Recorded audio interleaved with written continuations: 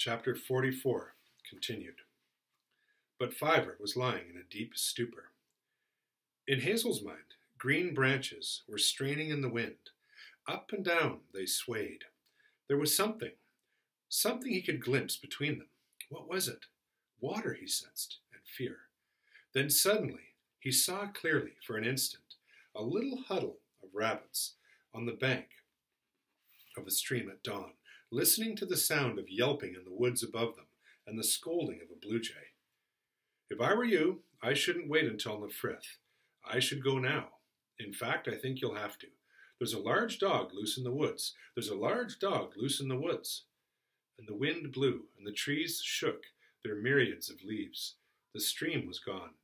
He was in the honeycomb, facing Bigwig in the dark, across the motionless body of Fiver. The scratching from above was louder and closer. Bigwig, said Hazel, do as I say at once, and be a good fellow. We've hardly got any time. Go and get Dandelion and Blackberry and bring them to me at the foot of Kehar's Run, quickly. And at the foot of the run, Buckthorn was still in his place. He had not moved at the sounds of Fiver's cries, but his breath was short, his pulse quickened. He and the other 3 rabbits gathered around Hazel without a word. I've got a plan, said Hazel. If it works, it's going to finish Woundwort for good and all. But I don't have time to explain it. Every moment will count. Dandelion, Blackberry, you come with me. You're to go straight up out of this run, and with me, through the trees to the downs, then northwards, over the edge and down to the fields. Don't stop for anything. You'll be faster than I am. Wait for me by the iron tree at the bottom.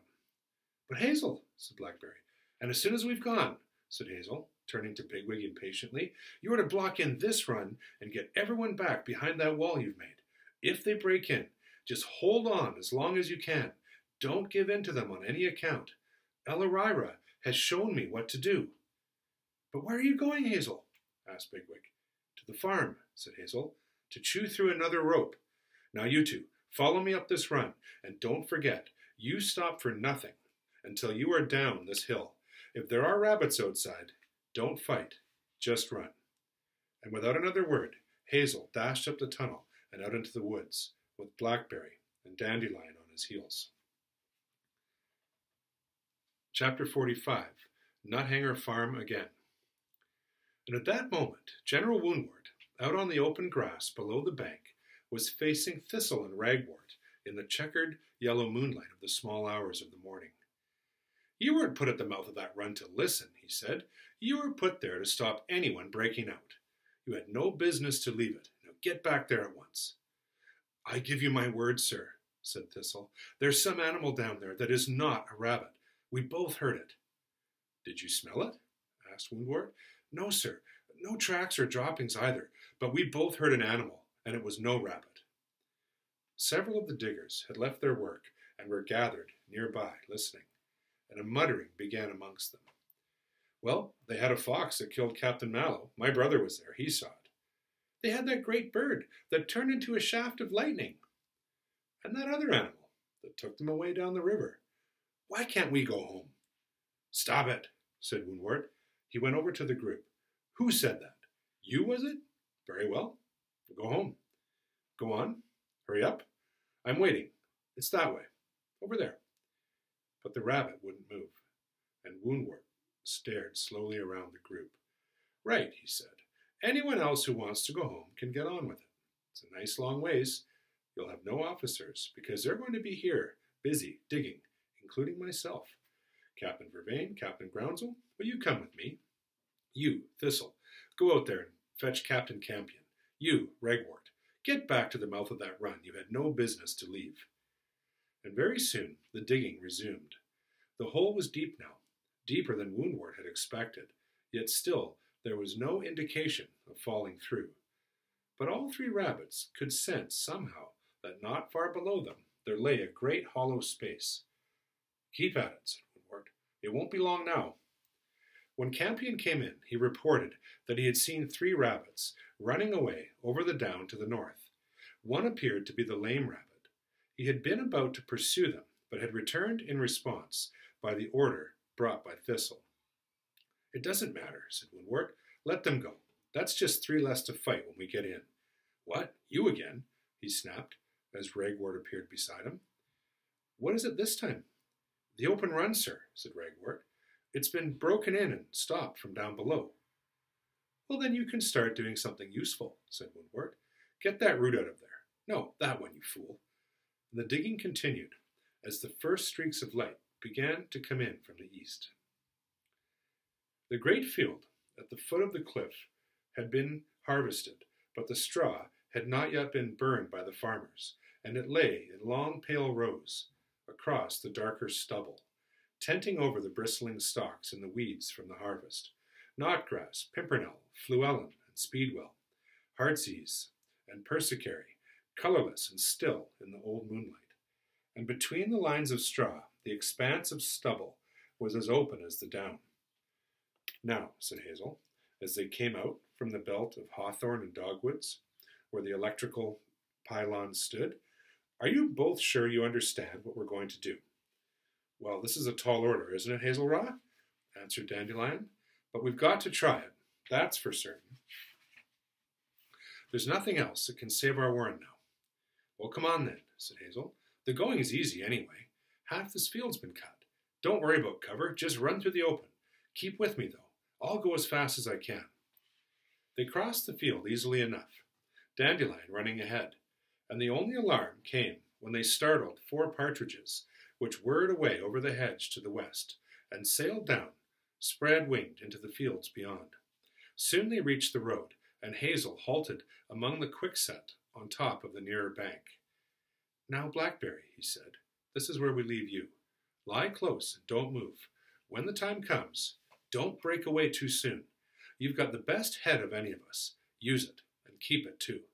And when you get back, go to ground in Kehar's Run, and stay down there till things are safe.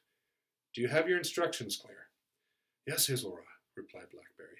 But as far as I can see, I might have to run all the way from here to the iron tree without a check. There's no cover. I know, said Hazel, but it can't be helped. If the worst comes to the worst, you'll have to run for the hedge, and then keep popping in and out of it. Do whatever you like. There's no time for us to stay and work it out. Only make sure you get back to the warren. It all depends on you. Blackberry burrowed his way into the moss and ivy around the base of the thorn tree. The other 2 crossed the road and headed uphill toward the sheds beside the lane. They keep some good roots in there, said Hazel, as they passed and reached the hedge. Pity, we have no time just now for a snack. But when this is over, we'll have a nice quiet raid on this place. Oh, I sure hope we do, Hazelrah, said Dandelion. Are you going to go straight up the laneway? What about the cats? Well, it's the quickest way, said Hazel, and time is all that matters right now.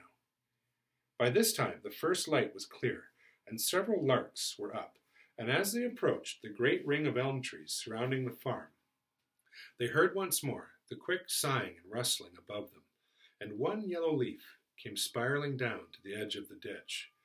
They reached the top of the slope and saw before them the barns and the farmyard. Birdsong was breaking out all around, and the crows were calling from high in the elms, but nothing, not even a sparrow, moved along the ground. And straight in front of them, on the other side of the farmyard, close to the house, stood the dog kennel. The dog was nowhere to be seen, but his rope, tied to a bolt on the flat roof, trailed over the edge of the roof and disappeared across the straw-covered threshold of the kennel door. We're in time, said Hazel. That brute's still asleep. Now, Dandelion, don't make any mistakes. You lie in the grass right there, just in front of the kennel, and when the rope is chewed through, you'll see it fall, and unless the dog is sick or deaf, it'll be alert by then, probably before, I'm afraid. But that's my lookout. It's up to you to attract it. Make it chase you all the way down the road. You're the fastest. Take care it doesn't lose you. Use the hedges if you want to, but remember, it will have its rope behind it. Get it down to Blackberry. That's all that matters. If we ever meet again, Hazelrah, said Dandelion, as he took cover in the grass on the edge of the path, we ought to have the makings of the best story ever. And you'll be the chap to tell it, said Hazel. And Hazel moved away in a half circle and reached the wall of the farmhouse.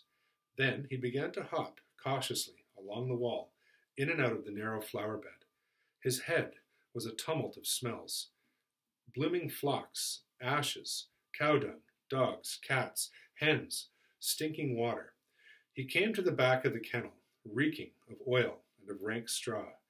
A half-used bale of straw leaned against the kennel, no doubt clean bedding, which, in the dry weather, had not been put back under cover. Here at last was a piece of luck, for he had expected to have trouble in getting onto the roof of the kennel.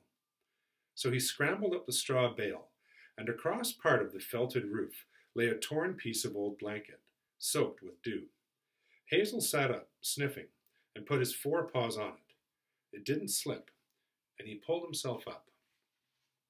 How much noise had he made?